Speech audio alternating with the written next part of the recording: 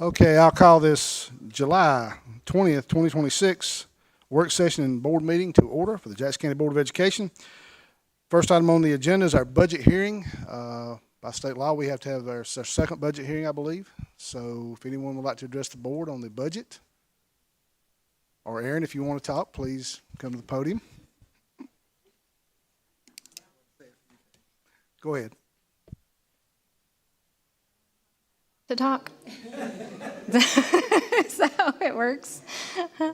So you've seen this presentation a couple times. We're going to do it one more time so that we can say that we had another budget hearing and follow the law for getting our budgets approved. Let's see. There we go. So the budgets we'll be talking about are the general fund, debt service, capital projects, special revenue funds, and school nutrition. And I left my printouts at home, so I'm going to be looking at the screen. But our general fund tentative budget, overall revenues, we are budgeting for $170,978,940 with expenditures of $170,971,000 and $720 for expenditures. A couple of highlights from this budget. It includes a 2% salary increase for all of our staff. There were state mandated increases of state health and TRS. Our counseling expenses shifted from instructional to pupil services. We budgeted for instructional materials for our new schools that'll be opening the following school year. We have essential staff for opening those new schools. We have some additional teachers and parapros and 2 additional mobile classrooms. Here's a closer look at our general fund tentative budget. Any questions about how we got our revenues for the general fund? We did project local property tax with an increase of 7%, and we increased the exemptions 10%, but we used the current millage rate. We did not project an increase in that. Mr. Clarsey, did I interrupt you having a question? To the group, so I kept it to myself. It was just for fun? You could say that. Okay, thank you. For our expenditures, any questions on those? All right. For debt service, we are anticipating bond millage revenues to be $12,126,000. Other taxes which come from our transfer and title taxes, and then interest, and some of our SPLOST we plan on using towards debt service this fiscal year. Our 2 debt service payments happen in September and March. And for capital projects, we have our beginning fund balance is made up of our bond proceeds. So we will be, using a significant amount of that money on our Boone Road project and our other projects that are eligible for bond funds. We're anticipating $11 million in SPLOST. We will have $4 million in interest as our anticipation. And then we should be getting a good portion of our GSFIC capital outlay money on that Boone project. Here's a list of the projects that we have happening and the expenses that we expect to happen during FY27. These are not the totals for all of these projects, just the portion that would happen during the next school year, or this school year. Special revenue funds is the budget for our federal programs. So it's unique in that we just budget exactly the expenditures and revenues to match, because that's what happens. However much we spend is how much we get reimbursed, and so those are equal to each other. So I'm showing this to you backwards with the details of the federal funds that we generally will receive. And then now this is the budget for those funds. And we're expecting $5,526,230 in both revenues and expenditures. For school nutrition, we are anticipating revenues of $7,516,378. And we were just talking about the federal reimbursement rates just came out. So we'll be able to recalculate this and have a better idea of where school nutrition's funds will be after we run the numbers we anticipate with the actual federal reimbursement rates that we didn't have when we first made this budget. And we anticipate expenditures to be at $8,358,576. Some of the highlights from that budget, we do have a 2% salary increase for our school nutrition staff. They also have the impact from state health and TRS increasing. I think we all have experienced food and supply costs increasing, and they are doing some freezer cooler replacements. And we are increasing the fees for lunch, breakfast, supplementals, and adults this school year. The next couple slides are informational. We wanted to show that from our state funding, we get about 50%, 50.8, and local funding for our general fund budget is about 49.2. This slide shows a history of our state health insurance cost from the employer side. You can see significant increases from that over the last 10 years, as well as the employer contribution for TRS. Some of the legislative action that impacted our budget is listed here. We've gone over this again and again, but here we go again. Health insurance has increased from $22,260 to $22,260 to $23,220. That is per person per year. TRS increased from 21.91% to 22.32%. There was an increase in the number of days our staff is able to use of their sick leave for personal reasons. It was 3 days, it is now 5 days. It's kind of a weird thing to calculate a cost for because the cost is really just a sub for the people who do need one. So we projected that based on who uses their leave and anticipating them to use more. Paid parental leave increased for the person who gives birth. We will have literacy coaches in all our elementary schools, and that's something that we already were doing from a general fund perspective, so we'll be getting some funding for that. And it is not the same as what they cost, but it is something towards that. When we do return to work retirees, we pay their 6% of TRS contribution. And then Senate Bill 33, we're still seeing the impacts that that's going to have, anticipating a cap on home values, and a good thing, increasing the allowed fund balance instead of 15%, increasing that to 25%, which really is more in line with how much fund balance you need to operate while you're waiting for your property taxes to get paid. And we have our next steps here. I think, let's see, we are late July, and it says that we should have gotten our consolidated tax digest from the tax commissioner, which we did. While I was driving to the beach, I got that email. I was so happy. So we will be working on that rollback rate for you guys so that we can decide what we would like to recommend for the millage rate this year and determine if we are going to need to have hearings for that or if we're able to use the rollback rate. Any questions? Or did any comments come in while I was talking? Okay, thank you. We have one more of these, or are we done with I this? think that's it. Next one. Unless we want to do millage rate hearings, and then we can do those. But yeah, that's our The next last one budget. completely by memory, no notes. No slides? I'm just joking. Got me sweating. Thank you, Aaron.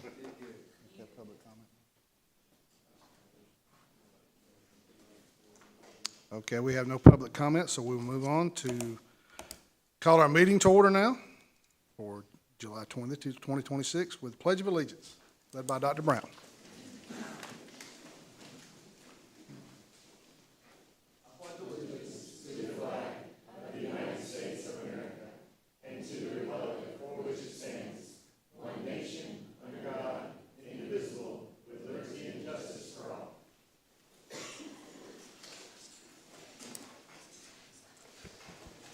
Okay, Board, I need approval of the minutes from the last meeting.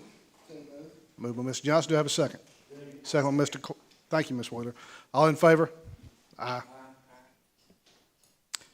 Approval of the agenda. We do have one change on the agenda tonight. On the consent agenda, item 7 will be stricken and taken up in August with the school calendar. Other than that change, do I have a motion to approve the agenda for tonight? Motion by Ms. Wheeler, second by Mr. Brooks. All in favor? Aye. Okay, before we move to superintendent's comments, I'm going to take chairman's privilege for just a second. Dr. Brown's getting nervous. I hope everyone had a great July 4th. I know we hadn't met for a while for the 250th anniversary. The reason I'm talking is I went last night to see Young Washington. And I would encourage every American, I consider myself a pretty good history buff, but not a lot of people talk about George Washington's life before the Revolution. And it was historical fiction, but it was a really good story and made you feel proud to be an American and talk about our founders and what they went through with duty and honor and country and liberty and just those things. So I would encourage everyone to take your kids because it's a kid-friendly movie. It does have some, battle scenes in it, of course, but I would encourage you, if you haven't seen it, to go see it. And I'm not trying to be a movie reviewer here, but just thought I should bring that to everyone's attention. It may be required viewing one of these days. Just joking. I'll now turn it over to Dr. Brown for superintendent's comments. Thank you. I'm no longer nervous. My kids saw that movie and said it was great as well. I wasn't with them, so I didn't get invited. I do, first off, want to say it's great to see everyone in the audience. I hope you're refreshed and ready for the adventure ahead. Board, we have our staff coming back on Thursday. I know our school leaders and district leaders have been working extremely hard. One of the things that's happening right now, that's happened over the last few years, is a significant amount of new enrollees have enrolled. I think 26 today is the number. We had 26 additional kids registered today, so we look forward to providing you with some enrollment information after the first day of school. We want to make sure that we have that nailed down and we have the exact number and a number we feel comfortable sharing with you. But excited about that.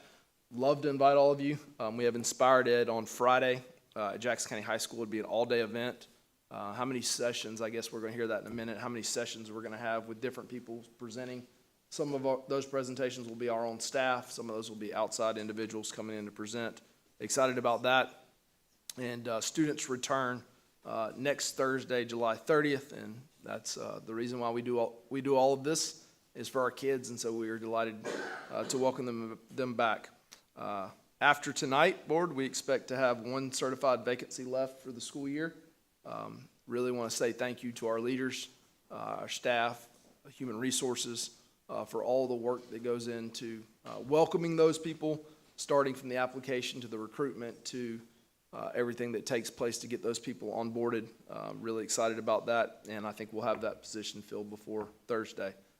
So thanks for your support this summer, staff. We're excited about having you leaders back in the building, and we're going to do some great things together. That's all I have. I'll turn it over to Dr. Hardigree for teaching and learning update. Well, good evening. Great to see everyone. It has been a busy and very productive summer, and we are excited to launch the year. So definitely appreciate all the hard work that's gone into it. I'm going to turn it over to Dr. Peacock to start us off with some updates from secondary around our graduation regulations and some AP and IB data that's very, very positive. Thank you, board. Thanks for having me. So I want to start with, get to the slide. There we go. We have a graduation regulation. It's not a board policy. It's referenced in a board policy. And so that allows us to be a little bit more flexible with when we need to update it. It doesn't require your approval, but we always want to make sure that we put it in front of you so you know what those updates are. And so there was the state updated their graduation rule, which was really just to clean up and getting rid of some outdated language. And so that caused us to review our regulation. And there are two things that we added in there that we want to share with you. The first one relates to a rule that where the state allows a district to provide credit for students who can demonstrate proficiency in a foreign language. Maybe, we have some students even who speak, Ukrainian, for example, right? And so the state allows to let those students take a test and demonstrate their proficiency and then earn credits for it. When we met with our secondary principals back early in the summer, what we decided was, given the fact that students have 32 opportunities to get credits, it really is better for those students to be in a classroom and if they don't need Spanish 1, then it's a better opportunity for them to move on up to a higher level and and have a learning experience as opposed to just getting credit from a test. And so that's number one here, just states that for students to earn that foreign language credit in Jackson County, we are expecting them to take a course to earn that credit. That could be, if they're Spanish speakers, we offer the Spanish for Native Speakers courses, which is much, much different than a Spanish class that any of us might have taken, and it's really getting into, it's essentially a literature class, right? So they're doing very high-level work. So that's a great opportunity. Students always have the opportunity to take computer science courses. That's allowed as a language credit. And then also, those students, if they have that proficiency, we have proficiency tests that they can take, and they can move up to a higher level, so they may be able to go on into, say Spanish or French 2 or 3 or 4, or even AP or IB. And so, like I said, we decided that that was really the best for the students, is to have that learning experience in a classroom and earn their credits that way, as opposed to testing out of those. So that's number one on there. Number two relates to students in 8th grade have a few different opportunities: physical science, algebra, and Spanish. They have those opportunities to earn high school credits while they're in middle school, which is a great opportunity. We also don't want that to end up being a penalty for students as they move into high school. They may not perform the same in 8th grade as they would if they took the same class in 9th grade or beyond. And so we have, as part of our guidelines, that those high school credits earned during middle school do not calculate it into the high school GPA. That's been a standing guideline that we've had, but as we updated the regulation, we felt like it should be right there, because there are other guidelines in there about calculating GPAs for valedictorian, et cetera. And so we just wanted to put that in and make sure everyone was clear on it. So those are the two real substantive changes on that grad regulation. Any questions about those two items? Okay. The next thing I'm going to talk about, it's going to be several slides here looking at some AP and IB data. And it's, as Dr. Hardigree mentioned, it's really great news for the district and for our students and families. So the first one is going to show you here just the total number of students taking AP courses, of course is advanced placement. So these are, some of the classes where students have the opportunity to earn college credit based on their performance on the AP exams. And so you can see the number of AP students increasing over time, the number of exams increasing over time. So I have a question. Actually, I'm going to come back to it in a second here. So number of students going up, number of exams going up. One thing, going back to talking about enrollment, you might think, well, of course our number of kids is going up because we just have more kids, right? But this graph shows you that's not the only factor. Our percentage of students who are taking AP courses has also increased over the last several years, right, from 2022 to 2026. So even though we're growing as a district, a higher percentage of students over time are taking AP courses. So that brings me to my question that I want one of y'all to answer for me is, typically when you have more students taking AP courses and AP tests, what would you expect to happen to the average score on those tests? Okay, well, that's right. I knew Mr. Johnson would be good to speak up for us. Normally, you would expect him to go down, but not us, Mr. Johnson, you're right. So our students and our teachers have really done tremendous work, and they've, really have a great accomplishment here. And so this is showing you, the dark is the number of AP tests taken, and then the teal there represents the percentage of students with what we consider a passing score, 3, 4, or 5. Those are scores that give you the potential to earn college credit.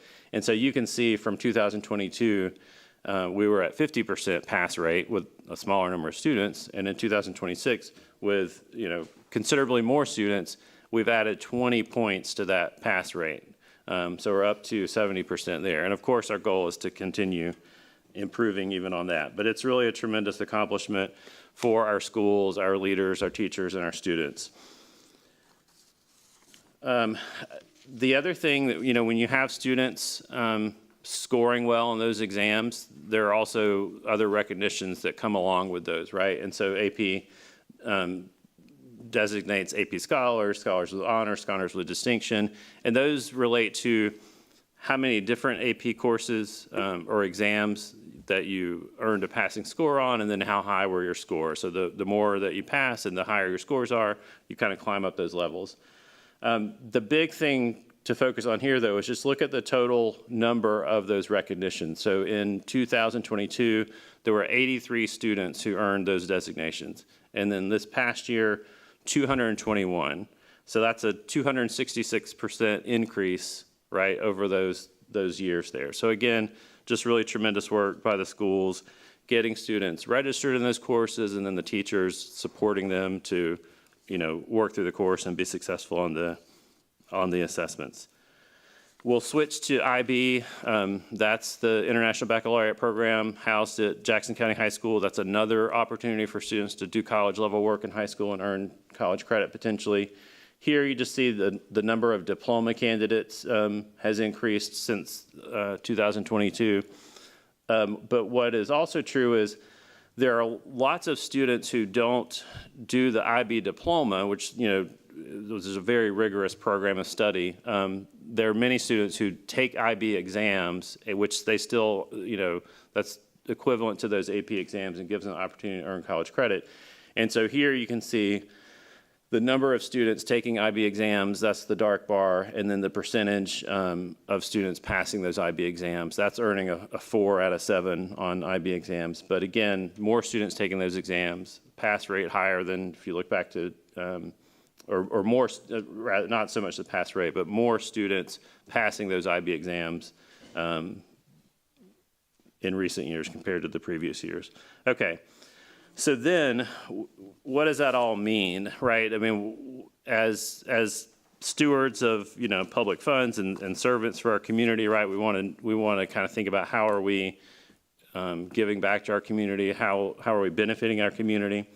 And so the next slide will walk us through that a little bit. And so on the left there is where we tallied up, 849 AP scores of 3 or higher. So that's 849 times that students earned a score that can get them college credit.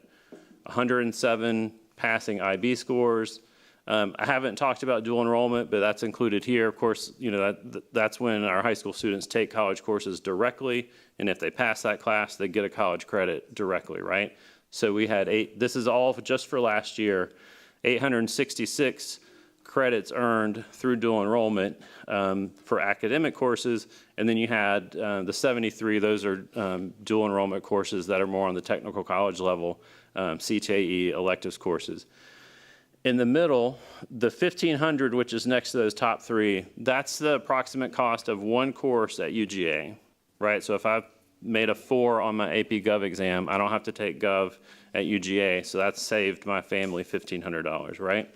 And then the bottom number, the 400, that comes from one course at Lanier Tech, because those 73 are equivalent to things that you might take in a technical college program. And then on the right, of course, so we add up all those credits earned and multiply by that course fee. And just in this last year, for 1 year, then our families saved $2.76 million based on students earning these college credits, right? And so it just is a tremendous value that our schools are providing, directly back to our families. And then, of course, not to mention that when students have these AP IB credits and those AP distinctions, then they're much more competitive when they are applying to colleges and are able to, apply to more selective colleges and have a greater chance to get in. So again, the AP and IB work really lives at the school level. So it's our school leaders and our teachers just really working hard to support these students to succeed. Any questions about that? All right, I'll turn it back over to Dr. Hardigree.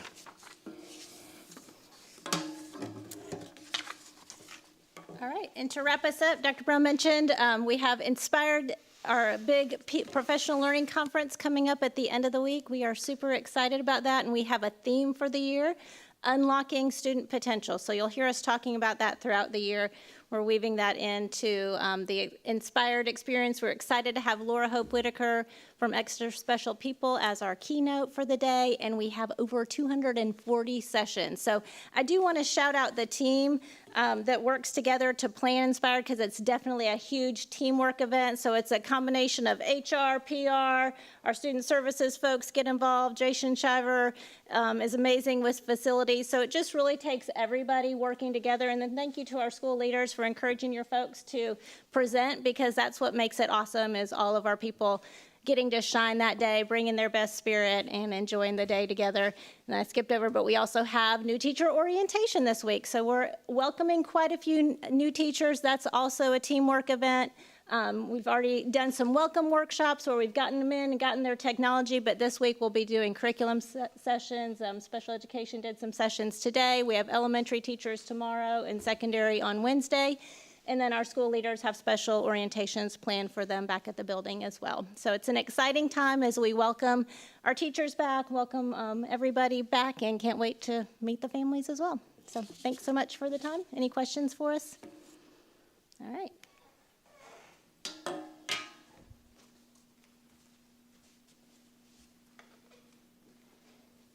Okay, well, good evening, board. Thank you so much for the opportunity to be here.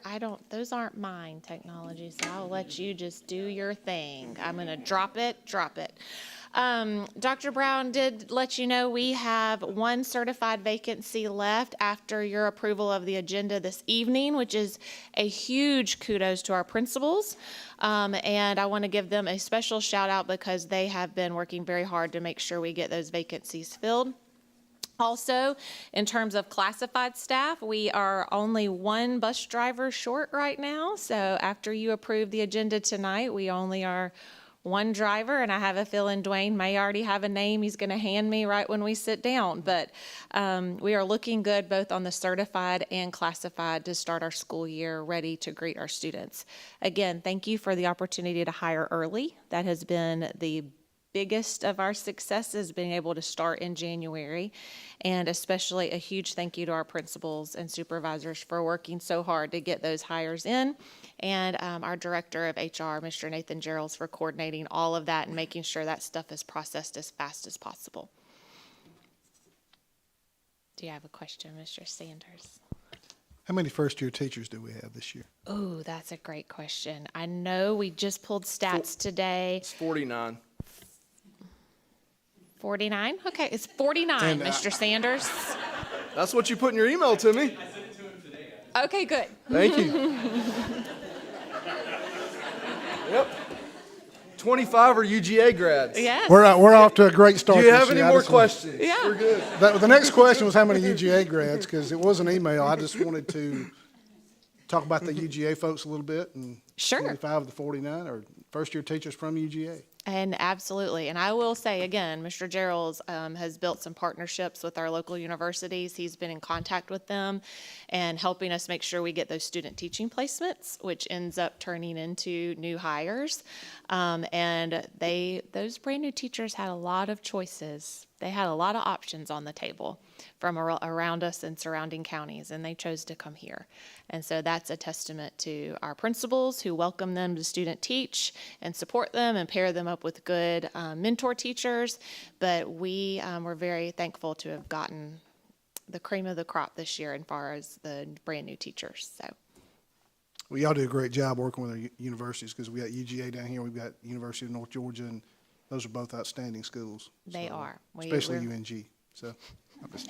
Good job. But you're not partial. Got it. The other item of business is a policy revision that we're bringing to you this evening concerning our employee leaves and absences. I know there was a memo that you got earlier, but basically these revisions are primarily intended to accomplish three things. Ensure that the policy is in line with Georgia law, because the law has changed regarding employee leave over the past couple of years and especially this year. We wanted to make the policy a little bit easier to understand. As the years have gone on, it had just been added to and added to and added to. So we did a little bit of cleanup to make it flow a little better in terms of readability. And then also to distinguish between board policy and admin procedures. Some of the things in the policy were basically things we handled in the HR department, not necessarily a policy that the board needed to enforce. So we took the opportunity with all of the different changes legally to refine the policy, make it easier to read, and make sure we're compliant with the law. Major changes that were outlined in there is basically including the language to reflect the increase from 3 days to 5 days to be used by teachers for personal leave. That still comes out of the same bucket. They're not earning any additional leave. It's just allowing them to use more days for personal reasons than they have been in the past. We did have to add leave benefits for bone marrow and organ donation, because that is in Georgia law, that we are to give paid leave for those things, and also update our paid parental leave to include the maternal birth leave. So those were the legal updates. We did make a couple of changes to support our workforce and just ensure consistency. One of those was increasing annual leave for 12-month employees.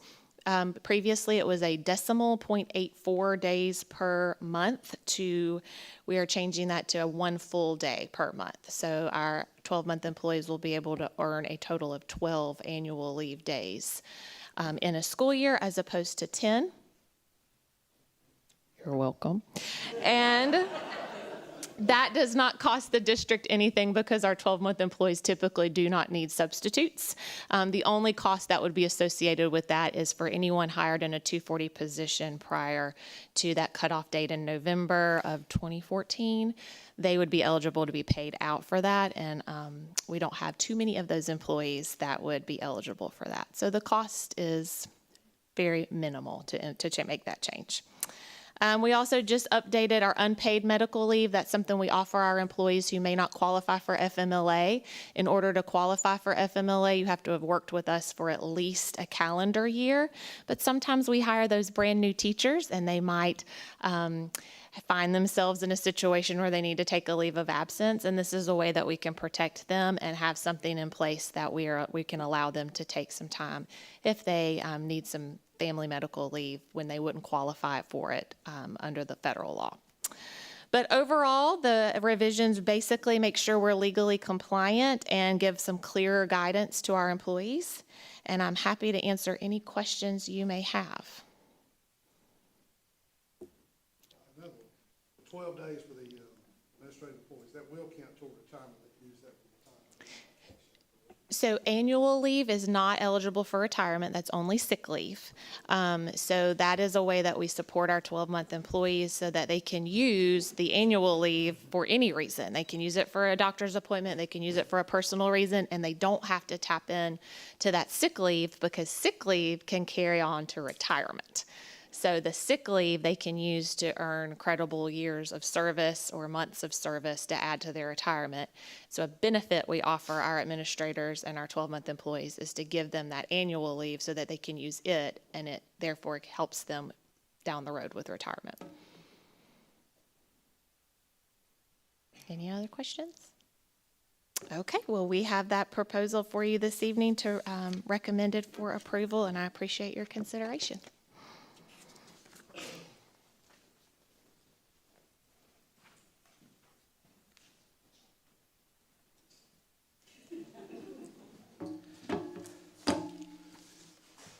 Good evening, everybody. On the student service side, we do have, with the legislative session ending in the spring and new state laws coming around, it allows us the opportunity to then apply the changes that the legislature has made to state law to our policies. And we have 3 of those policies that need a little bit of an update. They're not significant changes, but I'll try to share what little bit there is to let you know what's going on there.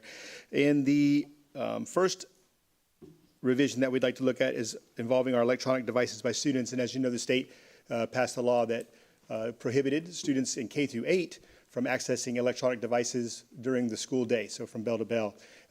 Jackson County, we actually applied that to high school while students were in class as well last year, and that was met with very favorable feedback from our parents and our teachers and students. So we had implemented that policy already. The state amended that law somewhat this last spring to include high school.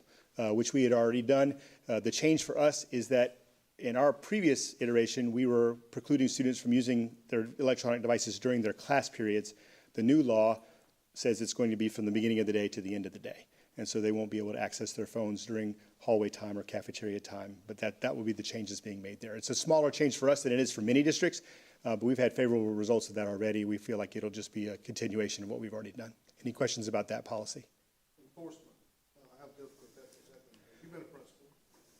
Well, it's already been in place, so a lot of that hard work has already taken place, if you think about that to some degree, because of them having access previously in class and whenever they needed it. Now, we've put some restrictions on there. Our middle school and elementary students have already had this restriction in place, so as they come to high school, it won't be a change for them at all. For some of our high school kids, not having access during the hallway time or cafeteria may create a few issues at the beginning, but as we consistently enforce it, we believe that they will comply just as they have in the past. So Just put it in their book bag. correct, they can have it in their backpack and access it as soon as the day is over. Any other questions about that? All right, the second revision that we'd like you to consider involves our bullying policy. And really, it is just a few words that are changed based off of the state, changing some things in the way that they're approaching it. So there's just some word changes there. It does include extracurricular activities in what we cover. And really, it's just a few words that are changed in the policy. If you have any questions about that, feel free to let me know. But most of the language there is very similar to what we've used in the past.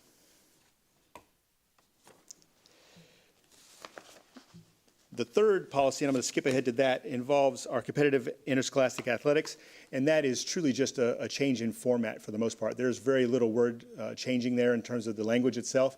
We just framed it out a little differently based on recommendation from the Georgia School Board Association in terms of how their policy reads, their sample policy. So we changed that. The one caveat that is a little bit different is we, in practice, have not allowed students to be retained for athletic purposes, right? We've never allowed that as a district. We just did not have that in writing. It was recommended that that become something that is in policy. And so for strictly athletic purposes, we will not allow students to be retained, but we never have. If a student's going to be retained, it needs to be for a variety of reasons that are not strictly athletically related, if that makes sense. So it doesn't mean students can't be retained for other reasons, but for athletic purposes only, that will not be something that we allow, which we really never have. Any questions about that? Okay. And then the last piece for your consideration would be our code of conduct for Jackson County Schools for the next school year. We made some slight revisions in wording and whatnot. We added one category, which is electronic devices. The state added one to the matrix, which included electronic devices and violations of that policy actually as a state code. So we've included that in our code of conduct as well this year for the first time. But there are no other substantial changes to the code. We've gotten great feedback from our schools in terms of the way that the code applies to the majority of infractions, and we believe that it's largely exactly like we'd like it. Any questions about the code of conduct? Appreciate your thoughtfulness in that. If you have any questions, let me know.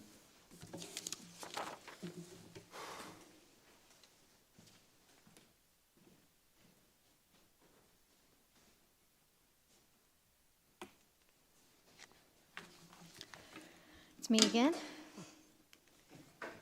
Okay, we're starting out with our SPLOS report. So for the month of June, we collected $1,318,656.74, which is about $50,000 less from our previous month, but $180,000 more from previous year. And it is $67,000 more than our average, so it's looking good. We like it. Our current SPLOS balance is $8,619,599.07. We are still working on closing the fiscal year. There's a lot that goes on to getting our financial reports ready for presentation to the public and for audit. So this is interim. So this number will not be the same in probably one day, if not a couple weeks. But our current interim fund balance for ending fiscal year 26 is $40,306,142.78. Our decrease for June operations currently stands at $3.6 million, and we are $9.9 million more than we ended last school year. And our interim June 26 financial report, it is 100% of the year complete but we are still working on some entries. For revenues, we are 103%, so we have 3% more than we budgeted. And for expenditures, we're at 98%, so we are under what we budgeted for expenditures. Any questions about any of those? Okay, thank you.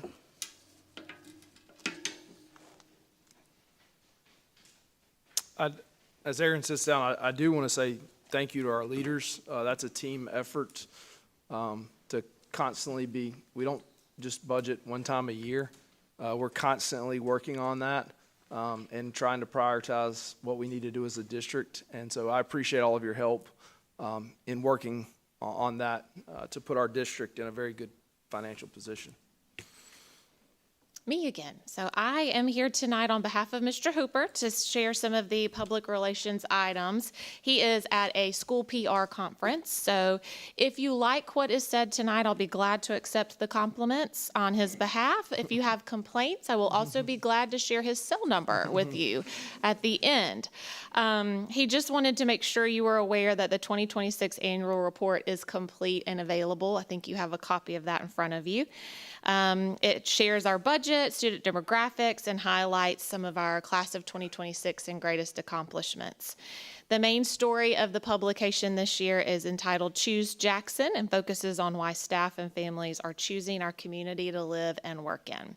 He also wants to make sure we give a shout out to Savannah Jacobs, the PR intern within his office, because she was very instrumental in helping design this publication. Also, the PR department is happy to share that the new district and school websites are live. And the major advantage to these websites being new is actually on the back end, because all of our websites are now connected with Parent Square. That's our primary communication platform with parents. So in the event there's a need to get information out quickly, it is a press of a button and it goes out through Parent Square and our websites. So it makes it, just streamlines it and makes it very much more efficient. And then we will discuss calendar at a later date. Any questions that I will text Ed? Thank y'all. Yeah, the annual report is a key piece with as fast as we're growing and as many new neighborhoods that are popping up. So we'll take boxes of these to those new neighborhoods to provide them to families moving inside the district so they can find out what's going on inside of our community and inside of our school district right now.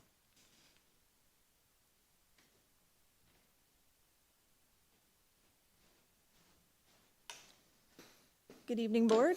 I am here to give you a very quick update for our meal prices for school nutrition for the school year 27.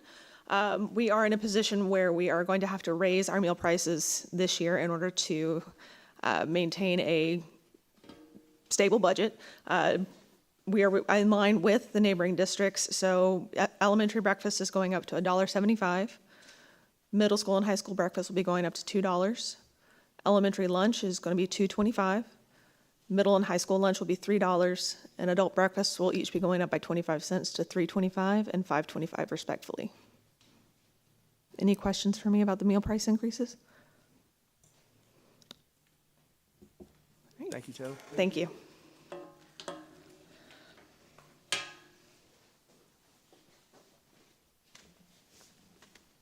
Good evening, Dr. Brown and board members. We got Inspired Ed Friday, but we also have the Transportation Kickoff Friday here at Empower, and our motto is the Jackson Way. We make their morning, we can make their afternoon, or we can change their life. That's our motto in transportation this year. And if you want to come see a bunch of rowdy people, we'll be in Empower all day. Speaking of excitement, we have a new parent app that we're using through our routing software. It puts everything that we have on the exact same platform. Our routing, our GPS, and our parent app is on the exact same platform. What that gives us is more real time. We're not waiting for updates. It does it as the buses progress. Parents will get, and it's hard to see, but it'll tell them when it's coming, it's approaching, and when it's going past the stop. And this is all real time. There's no delay in it. As our old app used to give us about a 5-minute delay before it picked back up again. But this is as you go along. It's free to all of our parents, all of our families. They can set up every child in the family on it. The kids can set it up. It's an email. address and the student ID, and then the app is up and running. One of the things I like about it is I can actually create a banner that runs across the app if the bus may be running late. Maybe they're delayed due to weather or a mechanical issue. They don't have to go to their email. They don't have to go to their text messages. It actually runs across the app as they have it open. I can tell it to run for 30 minutes. We can tell it to run, say it's a bad weather day, it can run for an hour, just letting them know that the bus is delayed. We give them updates and things like that. And so we have a substitute driver. We can put that out there. Bus may be a few minutes behind due to a substitute driver. We just want to, it's better keeping them informed as we go along. You can get it at the Apple Store and, of course, Google Play. And again, it's real-time location, estimated arrival times and transportation notifications. So we're excited about this. This is all through Pathwise, which is our routing software. All the route road list, by the way, is complete. It's actually been shared on the website, so parents can now see what their child's route number is. We don't post the times. We just feel it's a safety thing. We don't need people knowing when a student may be standing out there, but they can contact their school or us for the times. We'll also give that to the schools in the morning. So we're excited about that.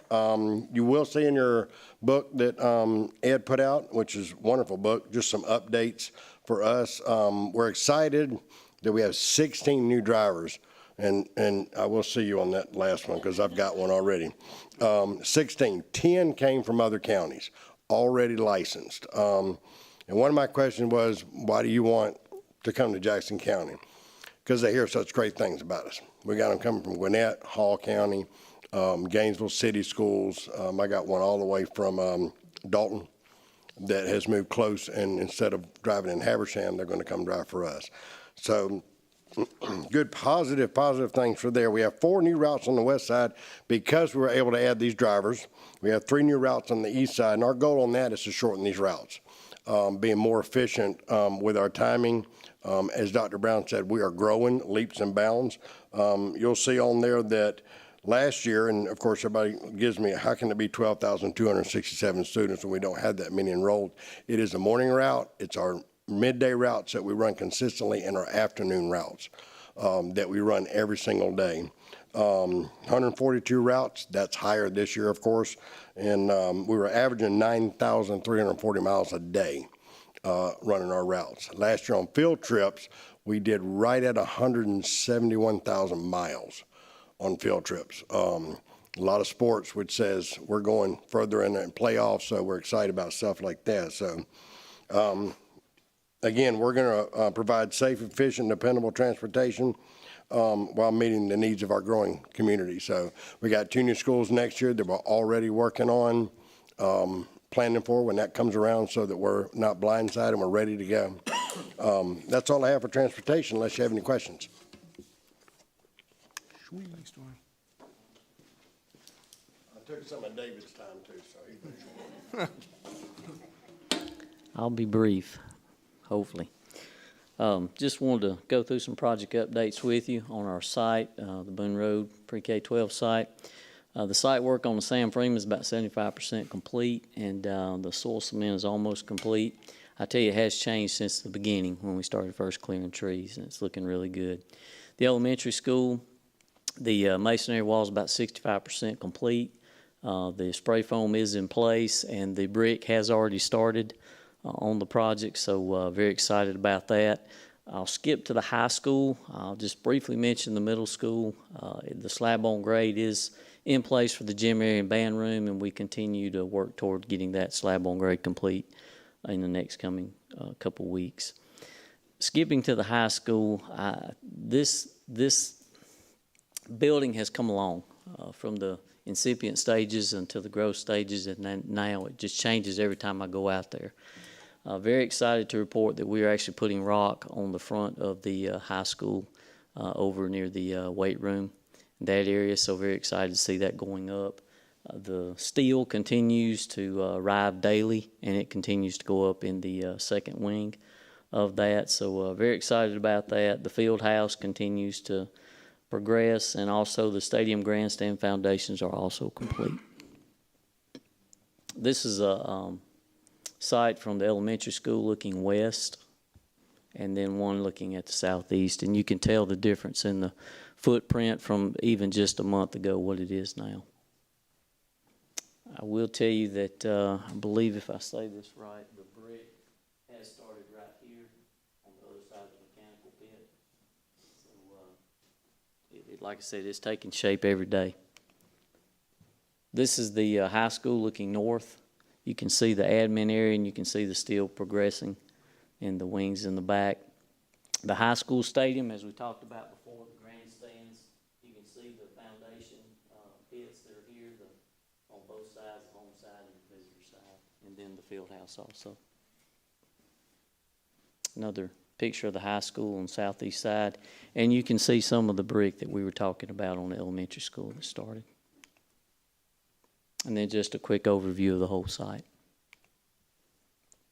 Moving on, some of the projects that we had going on this summer along with the pre-K-12 site is the auxiliary building at Empower, JROTC, the metal structure going up, and then the completion of it. The inside, the painting, the plumbing, the fixtures, bathrooms should be complete before students return and staff. The concrete has been polished also, so looks really good. Very proud of that building. Cooler freezer replacement, as they were talking earlier. The boxes, coolers have all been installed, and they are at temp. And Taylor, if I'm not mistaken, it also passed inspection. Is that correct? Yes. Okay, very good. And you can see the mechanical area, how it's secure, and the generator backup.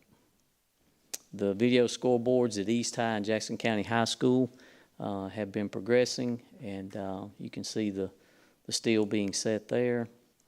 And then also some final pictures of the one at East Jackson and Jackson County High School.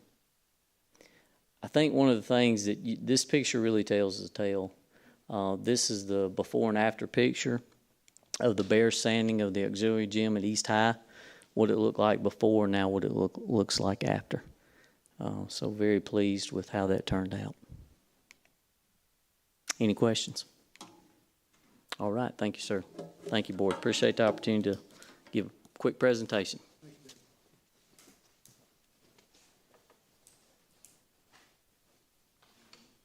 Yes, sir, I'm done. Thank you. Okay, at this time on the agenda, we have an item for public comment. Anybody wishing to address the board, please come to the podium, state your name and address. Don't everybody come at once. No, I'm just joking. Seeing no one, we'll move on to the consent agenda items. Board, we have 6 items for approval on the consent agenda. I need a motion to approve those items. Moved by Mr. Johnson. Do I have a second? Second by Mr. Brooks. All in favor? Aye.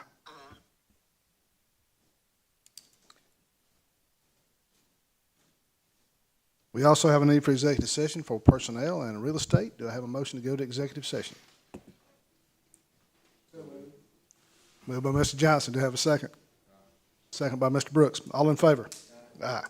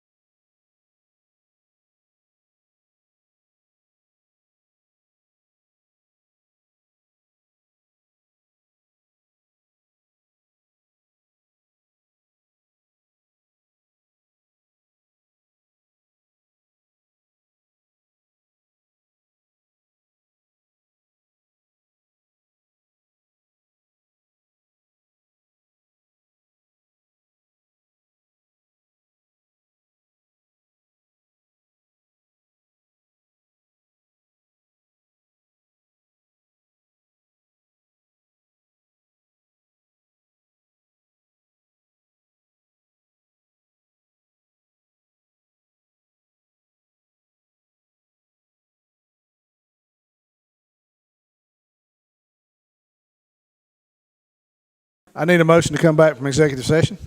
Moved by Mr. Johnson. Do I have a second? Second by Mr. Claris. All in favor? Aye. Thank you, Ms. Wheeler. Okay, board, we got a recommendation from superintendent on personnel. Do I have a motion to approve those personnel recommendations? Moved by Ms. Wheeler, seconded by Mr. Johnson. All in favor? Aye. We are adjourned.